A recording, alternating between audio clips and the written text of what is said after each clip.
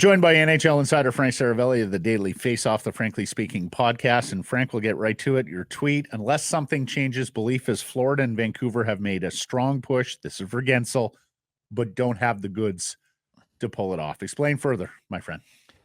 Well, I wouldn't necessarily say goods when it comes to the to the Canucks, because the Canucks have the goods to make it happen. They just don't want to reach that far into their prospect pool to do it.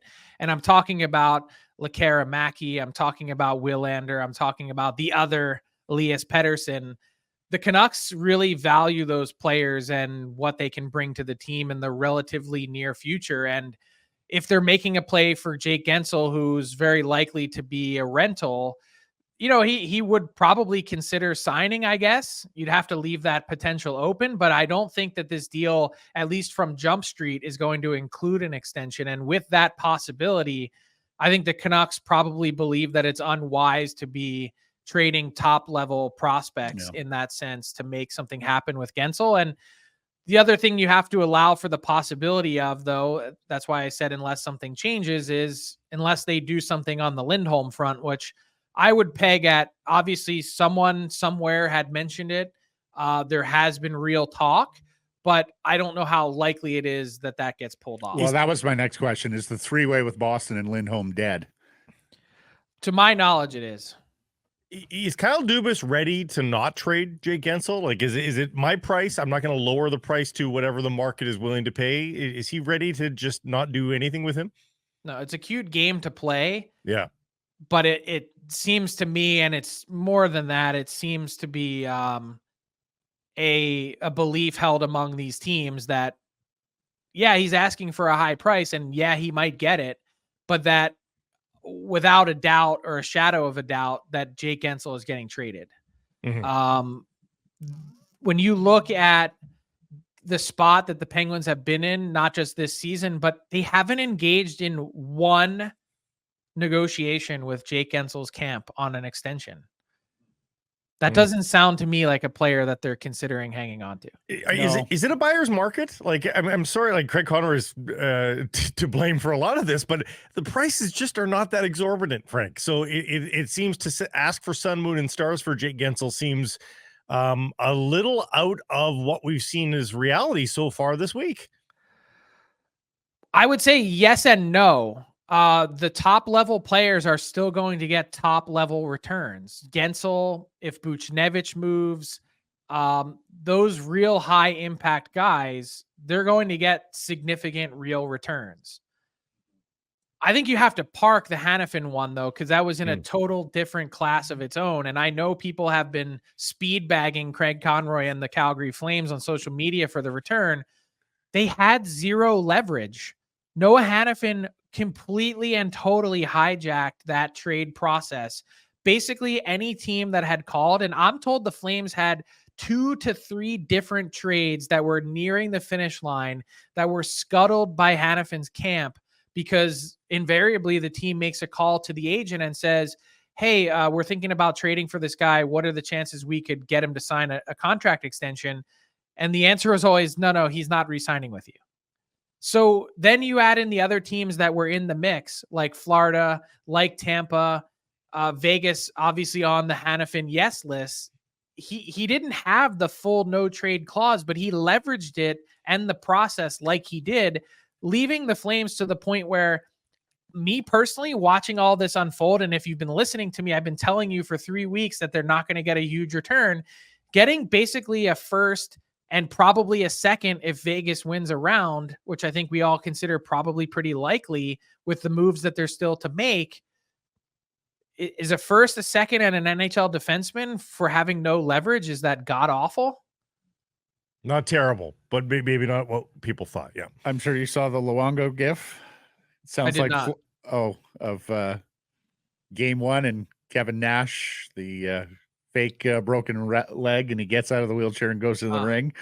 That's not even my favorite meme going around about the Golden Knights.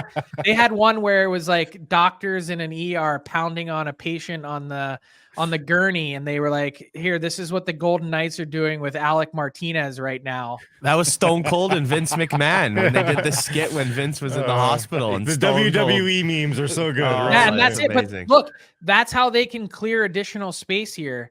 I'm told that Alec Martinez has some kind of issue with his foot, a fracture in his foot. I don't know what the plan is. Could he potentially be held out until the playoffs start? I don't know. Either way, with Hanifin, assuming that he signs an extension, which I would think is likely, they've got their replacement for Martinez. Let's play that out, because this market screams bloody murder about CBA loopholes, and rightfully so, given that it was the team was retroactively punished on the backdiving Luongo contract with a cap recapture penalty that we haven't seen before. If Vegas somehow puts Martinez on LTIR and makes the trade for Jake Guentzel, does the entire league scream bloody murder? In the wake of 75% retained on Hanifin. At that point, do you think? Wait a second. Hold on. Blake, what does 75% retained on Hanifin have anything to do with the price of tea in China? Because, and Gary Bettman said this with Roberto Luongo's contract, because nothing was wrong with Roberto Luongo's contract by the letter of the CBA law. They simply, saw a gap in the wording and how it was worded and said, we can do this. There's nothing that prohibits what we're doing. Just like there's nothing that prohibits them from getting the 75% retained, but it is expressly the spirit against the spirit of the regulation there that only 50% should be retained in any trade. So no, they didn't break any law. But it's clearly not what was intended when they drew that up. Everyone's been doing this. Teams have been chopping players using third-party brokers for years now. What are you talking? I don't even understand what you're talking about. Okay, throw the 75% thing out of the equation. If Martinez goes LTIR and they're able to make the Guentzel trade, at that point, do you see a groundswell of teams going to the league and saying, look, this is getting out of hand? Let's start with this. I think no team is happy with how Vegas has wielded their dollars. And in fact, they were brought up and called on the carpet at a general manager's meeting last year about their usage of LTIR. I don't think that went anywhere. I know that the NHL is closely monitoring any LTIR decision and wants to see the medical support. But if they could take an X-ray and plop it up onto the screen that shows a fractured bone in Alec Martinez's foot, who's going to say anything about it? And not for nothing, the Mark Stone spleen injury is a real and legitimate serious thing. He had internal bleeding with his spleen. Mm-hmm. And you can go, I'm not going to play Dr. Seravalli on this show, but you can go find out for yourself the details and how damaging that might potentially be. I don't think he is on track to play in game 1, round 1. Okay. But we'll inform Roberto Luongo after his tweet yesterday. Frank, getting back on Lindholm and the 3-way deal with Boston, why did that break down? And in that scenario, were the Canucks going to give up more than just Lindholm to get Guentzel? It's a good question, but to my knowledge, I don't think it was ever actually contemplated as a 3-way deal. I think it was more so along the lines of machinations in order for the Canucks to get the ammo that they needed or felt they needed to bring in someone like Guentzel. So when it comes to, moving the pieces around the chessboard, and that would basically be Jim Rutherford and Patrick Allvin playing chess while everyone else is playing checkers. That was the thought process, but I don't know how far down the track it actually got. Obviously the talk was real. There's no doubt about that part of it. But it was a lot of maneuvering to pull off, and not saying it's dead. It's just that in the back of the Canucks' minds, I'm told that part of what they've been trying to decipher is Lindholm just not a fit, or has the team as a whole just not really played well around him at the same exact period of time? That part is going to be a lot tougher to dissect, and we may not have an answer on that autopsy until May or June. Yep. But certainly along the lines of, you got to peek into what the Canucks were potentially looking at. And I think the unfortunate part of that is Lindholm's no dummy. He would see that. Someone would be mentioning that to him. It just kind of makes for an awkward rest of whatever happens next sure. if that Band-Aid isn't ripped off. What Canucks fans want, though, is they want addition. They don't necessarily want the substitution. And it doesn't sound like there was ever a world where they would have Guentzel and Lindholm together. I don't think so. And that's the part that really threw me off is you miss a lot of the optionality that you have with Lindholm, which is Lindholm came in and started on the wing. Jake Guentzel can't go and play center, but Lindholm can, and we know that he's a proven, mostly kind of elite second line center. Guentzel doesn't have that in his arsenal, which I think it would be a miss to make that swap. Plus the point here is addition at forward for the Vancouver Canucks. It's not simply improving the quality, which they've already done once with Kuzmenko turning into Lindholm, but they need more forwards and particularly wingers. But Lindholm and Toffoli, would that be a different kettle of fish? I think so. I think it certainly wouldn't cost as much to pull off as Guentzel. And, I don't, there's been some really mixed reviews on Toffoli, I think, over the last 24 to 48 hours. The production is proven, but when you look at, I know a couple teams that have been more or less kind of scared off based on the research that they've done. I don't know why that is. I don't know if it's a chemistry thing, a locker room thing, but they basically have just said, like the player, not interested in moving forward, we're out. So I think that's part of, the thought process is you do have something going, you have some chemistry. You got to be careful about injecting some matches into that. Yeah. So is it fair to say that Toffoli is their plan B after Guentzel? And when you take a look at what the rental wingers have gone for, whether that's Tarasenko, who of course had no trade, but goes for a fourth and a third, whether that's Mantha, who goes for a second and fourth, maybe even throw in Wenberg, if despite the fact he's a centerman, for a second and fourth. Is that what we're looking at roughly on Toffoli?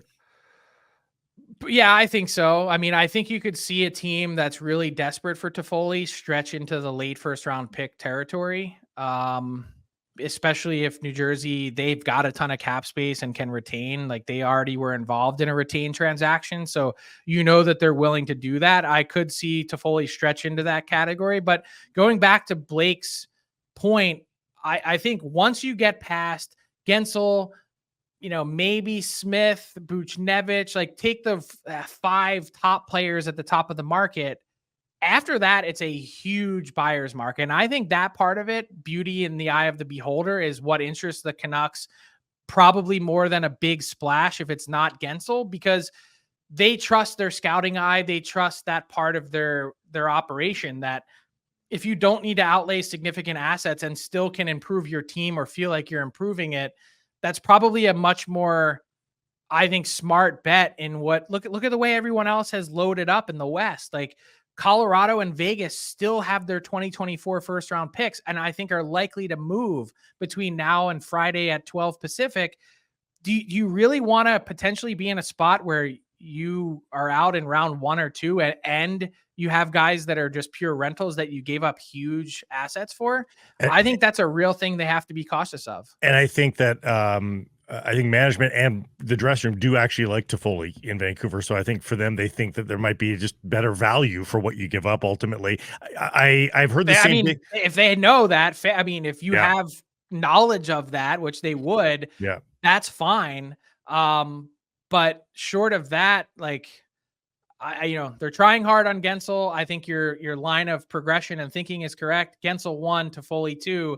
Then after that, I think it's all over the map. I think it legitimately could be like a Brandon Duhaime and a depth defenseman kind of package. Nobody with term. They're not going to ante up for guys with term, the Vetrano market, that sort of stuff. I don't think so. No. Okay. Yeah, I was going to ask you about Duhaime. Are they still involved there? Yep.